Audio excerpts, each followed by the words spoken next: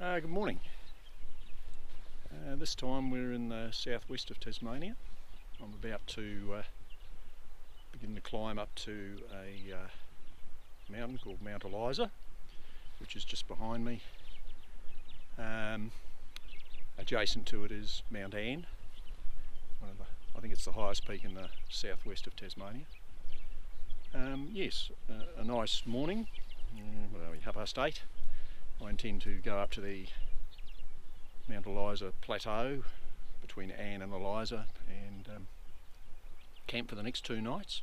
So I'll get 2 cracks at the sunrise and 2 cracks at sunset whilst I'm up there.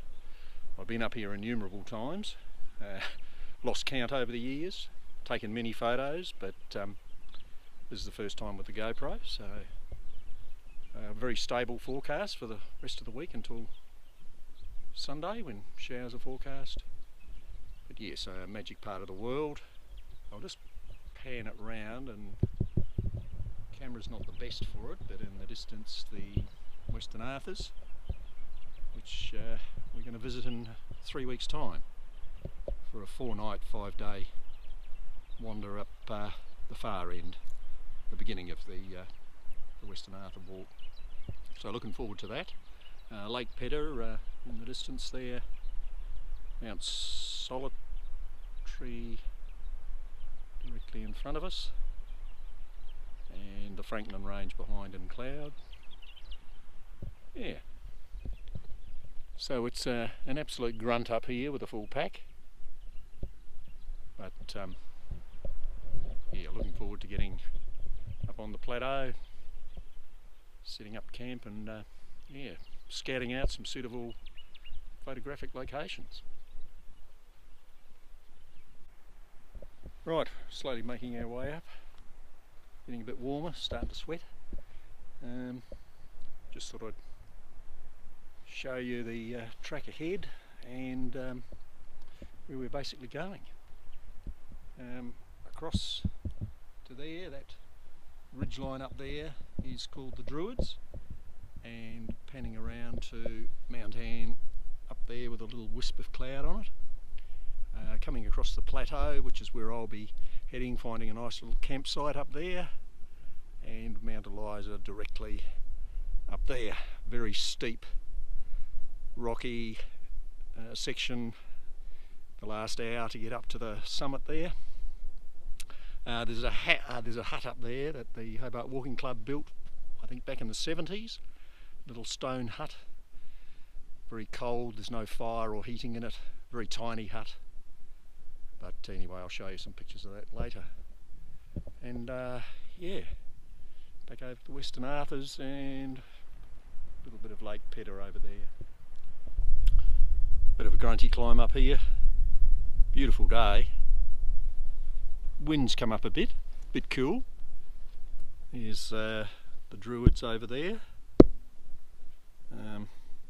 the ridge line.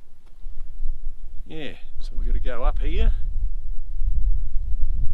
to those rocks on the skyline, and then we climb up over them, and then another 20 minutes to the summit of Mount Eliza. So yeah, we're getting there, slowly but surely.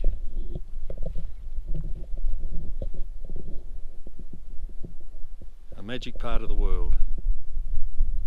Many a kayak trip we've done on Lake Pedder. We've had a real good explore of all the shoreline there. Mount Solitary, the island out here, I've had 2 attempts at that and run out of time, so definitely going to have to go back for that. And the other little island there is Scott's Peak, which we did about a year ago. So yeah, some great paddling to be had on this lake, even though it isn't a patch on what it was all those years ago before it was flooded. Yes, the less said about that the better. Anyway, Mount Wedge over there, and Lake Gordon in the distance. I'm now at Mount Eliza, just sheltering out of the wind. over there in the cloud is Mount Anne. The track leading off over there. The blue one, well, the bluer of the two peaks is Mount Weld, and the one nearest us is Mount Sarah Jane, which you can do as a side trip when you're doing the Anne circuit. We'll just go over here, and quite atmospheric with all the clouds swirling about. And here we have the view down to Lake Pedder and the Edgar Dam just down there. And yeah, the Western Arthurs are in cloud. But yeah, it's cool in the wind, but quite pleasant in the sheltered spot. Not stinking hot at all, which is optimum walking conditions in Tasmania. Haven't even seen a march fly or a mozzie yet. So yes, great little spot. Might have some lunch and yeah, then head over in that direction and find a campsite and get set up for the afternoon, and then scout out some locations for sunset and of course sunrise tomorrow morning. Right, here's the summit of Mount Eliza. There used to be a trig here. When I first came here there was a trig on top, and I presume Parks have since taken away the metal superstructure, and all that's left are the concrete and rock footings, and of course people have piled rocks on top to try and disguise it. I don't know whether that's done the trick or not, but yeah, a few currawongs about. So yeah, apologies for the wind. I've got the microphone muffler on, so hopefully you can still hear. So yeah, very cold wind, looking over towards Precipitous Bluff over there and Mount Bob's. Of course Federation Peaks and cloud. Harts Mountain over there and Mount Picton. Yes, and Mount Anne in all its glory. Anyway, we'll press on and find that elusive campsite.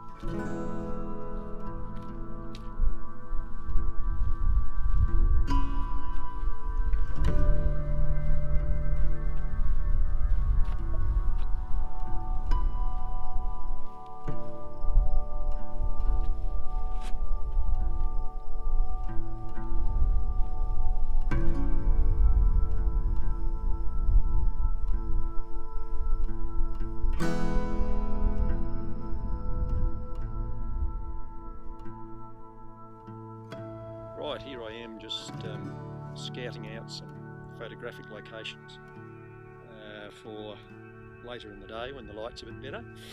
But anyway, I've taken a couple of happy snaps on the camera, and these pandanus in the foreground, and then another little copse of them just a bit further beyond that pond, and Mount Sarah Jane and Mount Weld in the distance just make for a lovely vertical. And probably tomorrow morning, if sunrise does the right thing, this would be a great spot to try and capture it.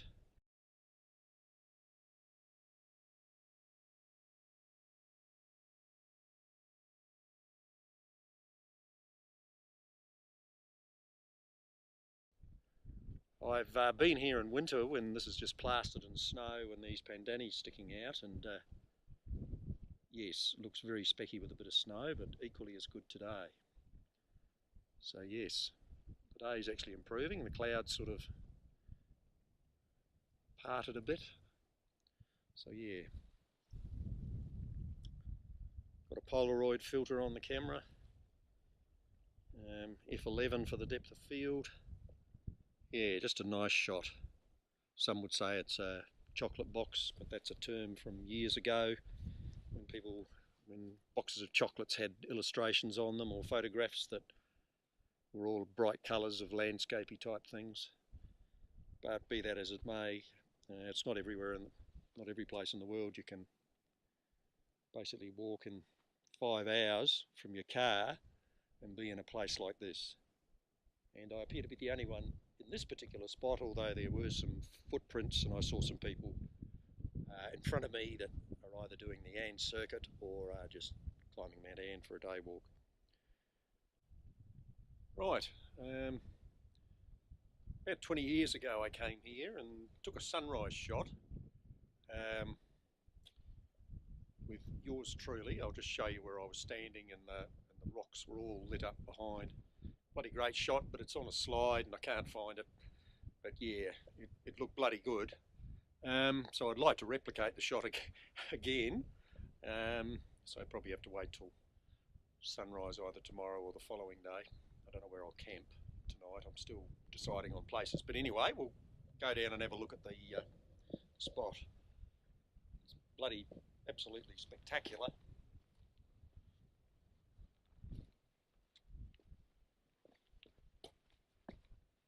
Yeah, I was standing on this rock and that whole cliff face there was just lit up with the golden light of the morning. It was just and I was sort of in silhouette. So yeah, it was a absolutely fantastic shot. That's Lake Judd down below. Big long tongue of a lake. And the next ridge over there is Schnell's Ridge. I've walked that and come down that ridge line there. There's a bit of an outlet creek coming from those lakes up there, and you can just pick out a rather pronounced moraine there, quite sharply delineated. On the other side, some of the most horrendous scrub I've encountered in many a day, just to get up that little short. But once you got to the top of the moraine, the other side was relatively open to come down, and there's a track down in the valley here. But there's no track in that in-between area. In fact, there's no track on Schnell's Ridge. It's just a route, really. Yeah, precipitous bluff in the distance and Federation. You probably can't see it on the GoPro, but that's poking its head out there as well.